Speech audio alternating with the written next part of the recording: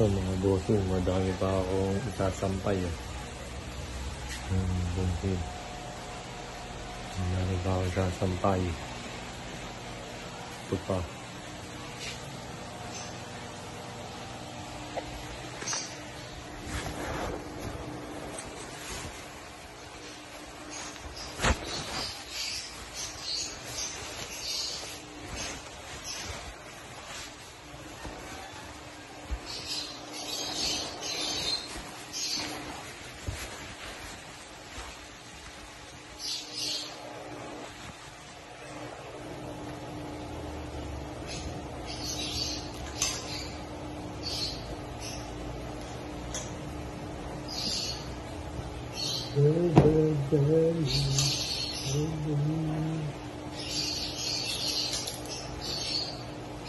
Ang bossing, ganyan talaga ang buhay ng asawa.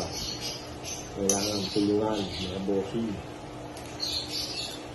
Kung ano pwede mong gawin mo na. Huwag ka nang mahiya, huwag ka nang magpatumpik-tumpik pa, mga bossing. Kung may mga asawa dyan, kung ano yung mga ginagawa ng misis sa bahay, gawin nyo na rin. Wala nang iya-iya, walang under-under.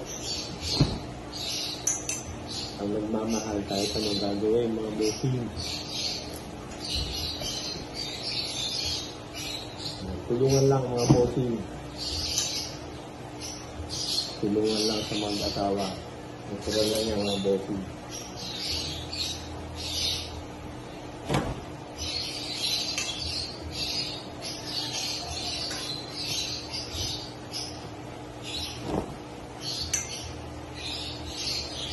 Mga bossing, mayroon pa mga shorts, mga pantalon, mga basahan. Ang lawang ko pa, mga bossing. Kaya sinantay ko muna.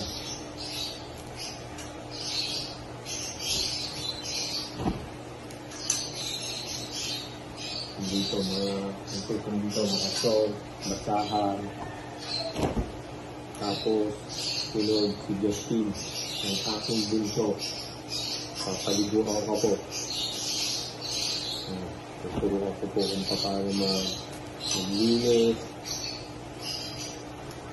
Pagkatapos po maglaba. Yan, araw-araw po.